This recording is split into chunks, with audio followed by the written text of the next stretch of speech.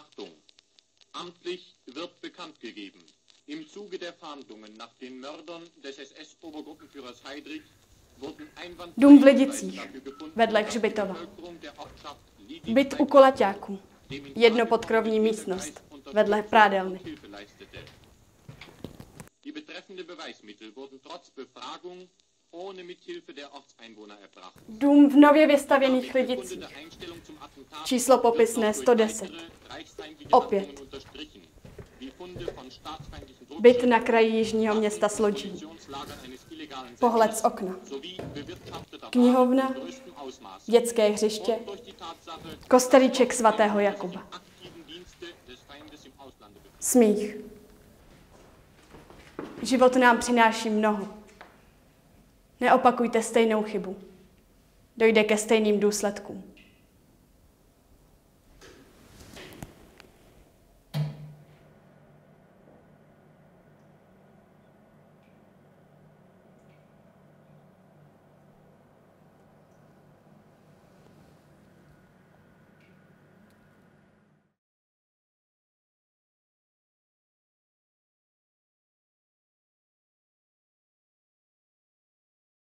Mé jméno je Tamara a budu vás provádět tady celým procesem tvorby.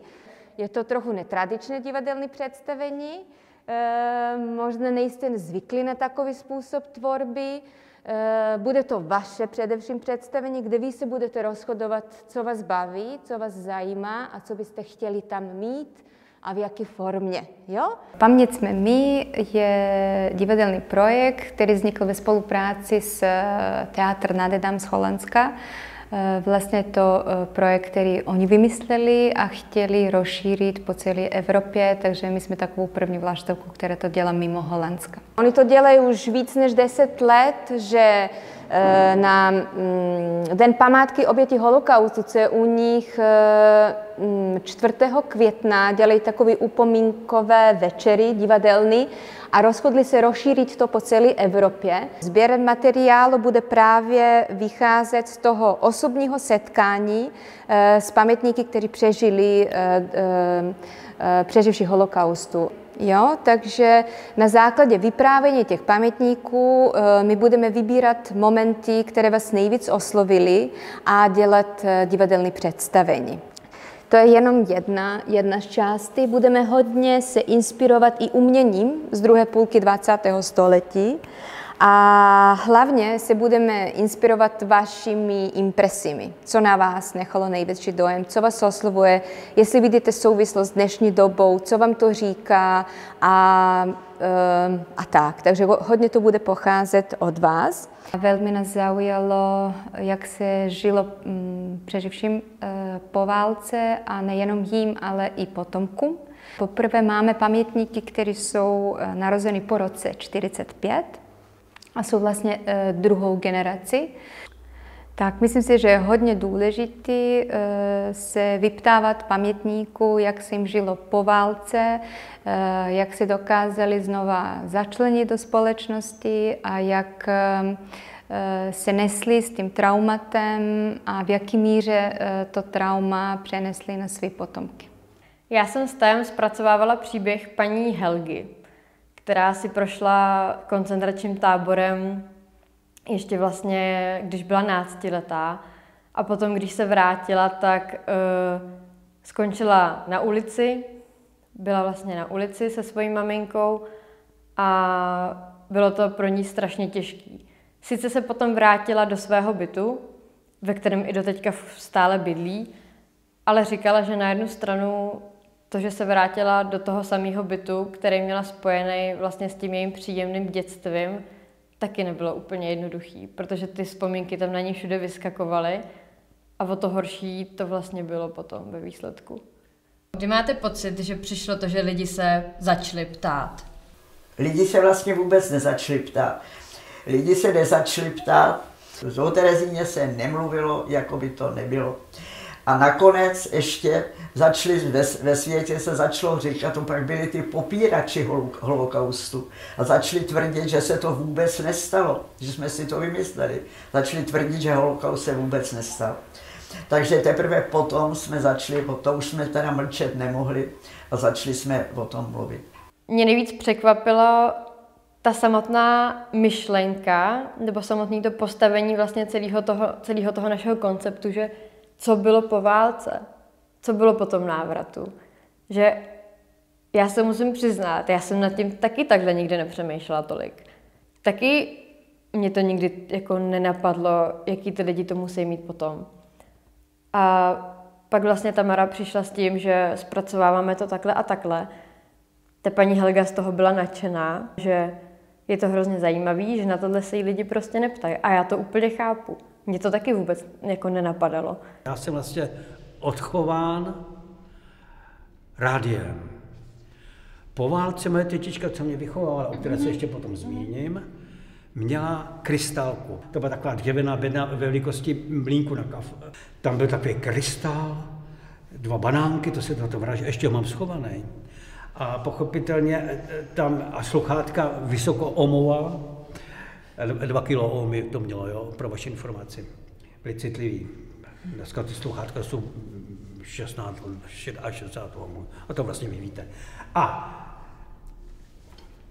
jako dítě zvědavé, to je buď laděno kondenzátory, to rádio, nebo cívkama. Tohle bylo cívkama, no tak jsem zatáhl za drátky a drátky jsem rozsypal, ale bylo po poslouchání krystálky.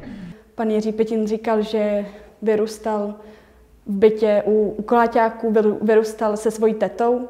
Byl to jednopodkrovní byt vedle prádelny a on vlastně do té prádelny chodil hrozně rád, protože ho tam koupala jeho teta a on od té doby hrozně měl rád, si oblíbil vodu, potápění a vlastně všechno spojeného s vodou, takže to podle mě tam chtěli nějakým způsobem dostat, nebo jsme chtěli nějakým způsobem dostat.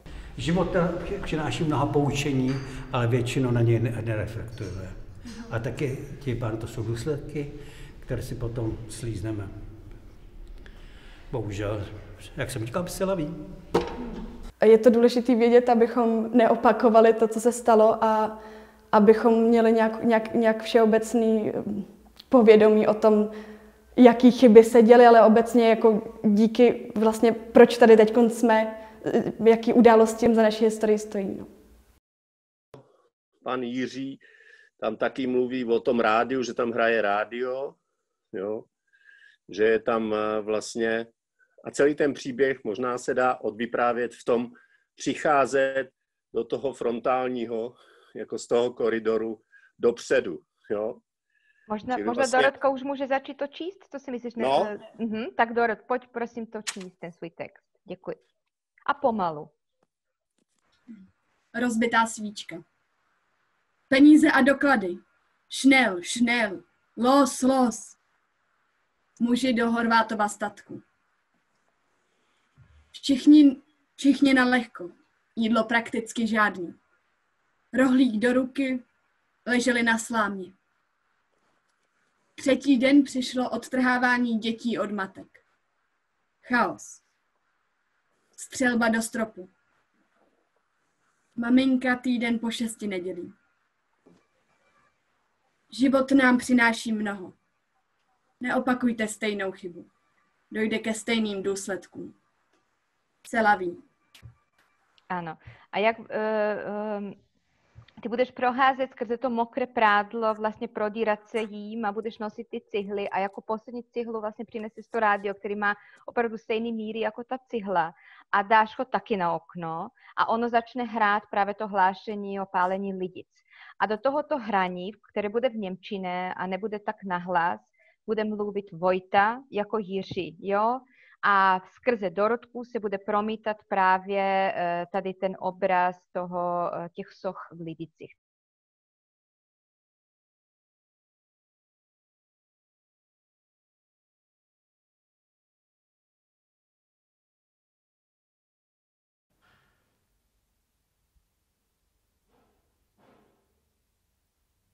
Tady všude byly naleštěné parkety.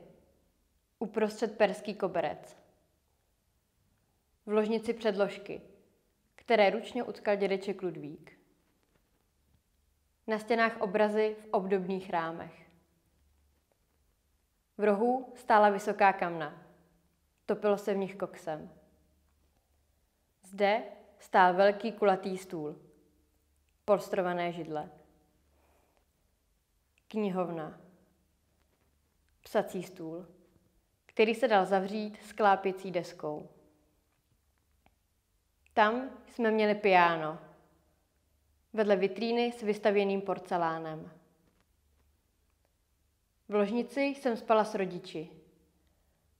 Má postýlka byla přímo tady, pod oknem. Měla růžovou ochrannou síť. Na stěně nad ní visely figurky 7 trpaslíků. Každý večer jsem uložila všechny své panenky ke spaní. Pokoje byly propojené dveřmi. Mezi nimi jsem měla houpačku.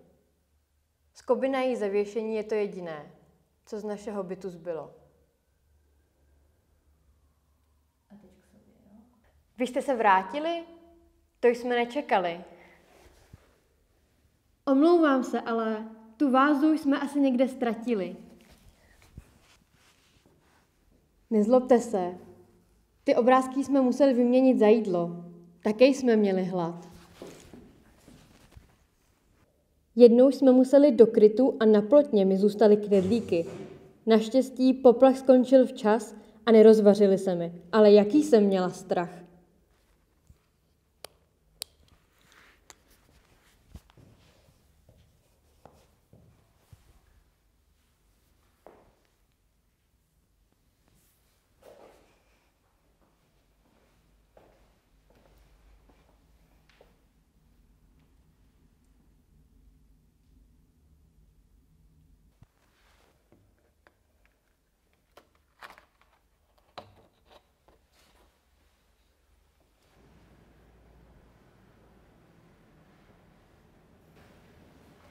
V kuchyni stál kredenc, jídelní stůl, židle a šicí stroj, na které maminka pořád něco šila.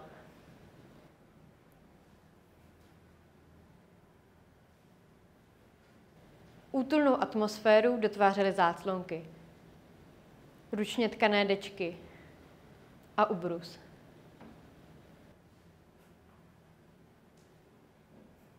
Zachovala se jedna moje kresba z raného dětství, kde jsem to všechno zobrazila.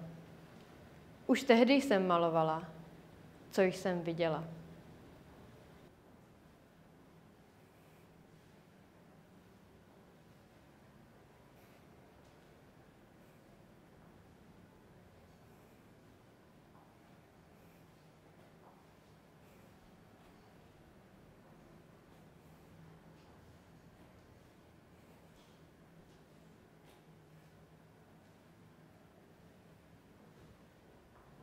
Před válkou, po válce, mezi tím holokaust.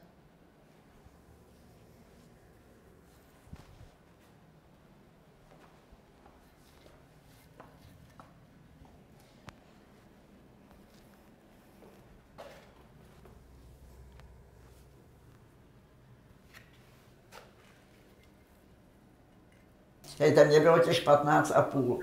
Ve škole se ke mně chovali ty děvčata jako velice dobře. To jo, i mě pomáhali s učením, ale stejně já jsem se snažila jim přizpůsobit, ale já jsem neuměla být taková jako oni, se smát, nebo tam chodili do tanečních, jo, to mě připadalo směšný.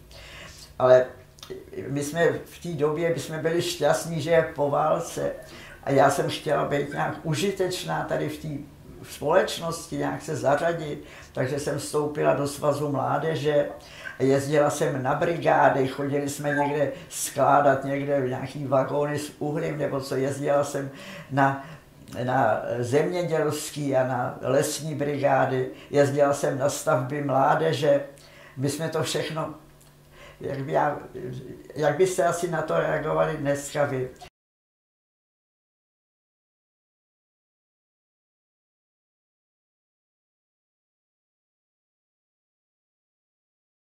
My jsme to tam, bydleli jsme za dost špatných podmínek i za špatného jídla. Pracovali jsme bezplatně, my jsme to dělali zadarmo. No a my jsme byli nadšení. Tenkrát jsme byli šťastní, že je po válce. A věřili jsme, že stavíme, že budujeme nový, lepší svět.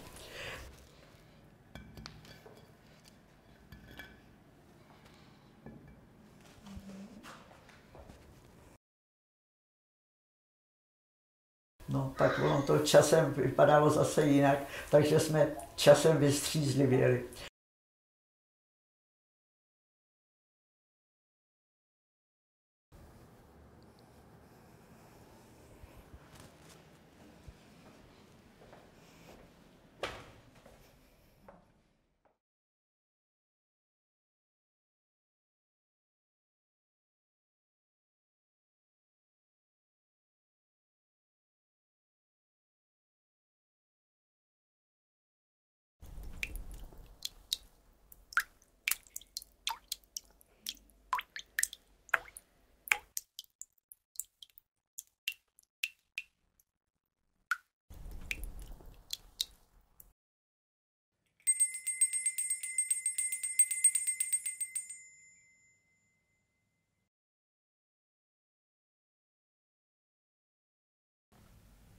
Vzpomínky, lidice.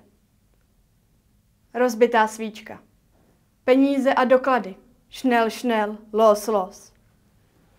Muži do Horvátova statku. Všichni na lehko. Jídlo prakticky žádný. Rohlík do ruky. Leželi na slámě. Třetí den přišlo odtrhávání dětí od matek. Chaos. Střelba do stropu. Maminka týden po 6 nedělí. Odjezd do Terezína do malé pevnosti. Děti nad 1 rok do lodže, děti pod 1 rok do kojeňáku. Starší děti utěšovaly mladší. Ve 2 místnostech na betonu. Korespondenční lístky příbuzný. Lest. Ženy do pracovního tábora. Muži zastřeleni, děti poslány na převýchovu.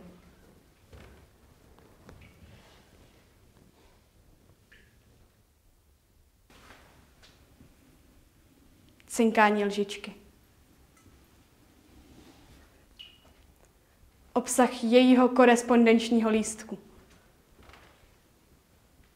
Mýdlo. Teplé punčochy.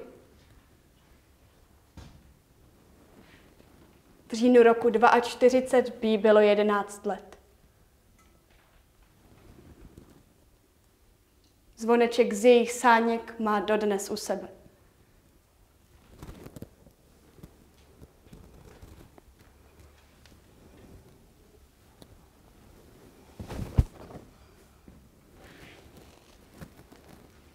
Kdyby byl jen o 1 rok starší, tak je na pomníku taky a ona by jej držela za ručičku.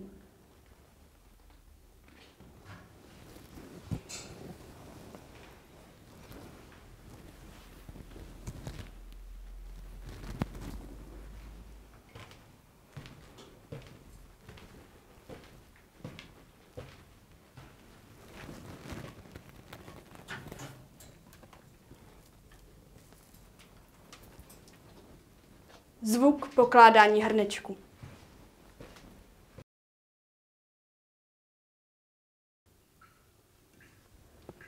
Dům v Lidicích, vedle hřbitova. Byt u Kolaťáků, jednopodkrovní místnost, vedle prádelny. Dům v nově vystavěných Lidicích, číslo popisné 110. Opět. Byt na kraji jižního města Slodží. Pohled z okna. Knihovna, dětské hřiště, kostelíček svatého Jakuba. Smích. Život nám přináší mnoho. Neopakujte stejnou chybu. Dojde ke stejným důsledkům.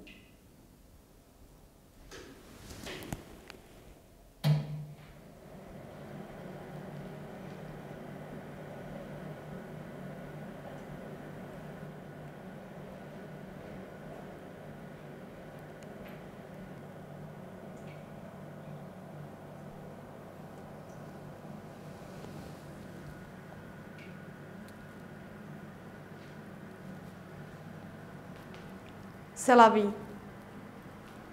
Achtung, Achtung! Amtlich wird bekannt gegeben.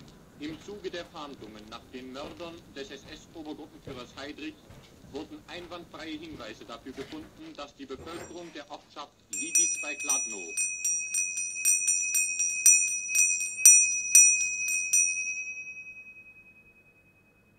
Osud byl ke mně víc než milostiv. Mně se to více mě vůbec nedotýkalo. Měl jsem tu tetičku, to znamená, měl jsem střechu nad hlavou, měl jsem paradelu, co se týče hygieny, a my jsme tam měli 2 postele, kredenc, tam byly nějaké příbory, byly tam ty kamna a my jsme tam měli takovou malinkou krátkou předsíň trojhelníkovou. A do dneska si pamatuju ještě, že tam byly dveře do té místnosti a tam byly takové skleněné tabulky a 2 byly rozbitý a byly tam nějaká lepicí páska. A tetička mě vyprávěla, že když byl atentát na Heydricha, tak pochopitelně všecko, co mělo nohy, se hledalo atentátníky. Takže byt po bytu. No a pochopitelně tam byl se těch úzký malý prostor a oni jak tam měli ty pušky nebo ty samopaly, no tak i to rozbili. No. Takže to je památka po tom, jak Němci hledali atentátníky na Heydricha. A vidíte, jako český člověk to prásknul.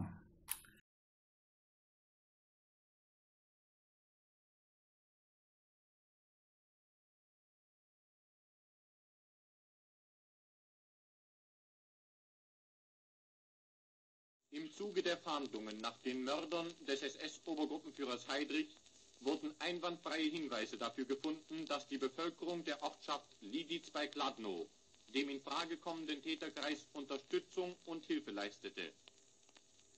Die betreffende Beweismittel wurden trotz Befragung ohne Mithilfe der Ortseinwohner erbracht. Die damit bekundete Einstellung zum Attentat wird noch durch weitere reichsfeindliche Handlungen unterstrichen, wie Funde von staatsfeindlichen Druckschriften, Waffen- und Munitionslagern eines illegalen Senders sowie bewirtschafteter Waren in größtem Ausmaße.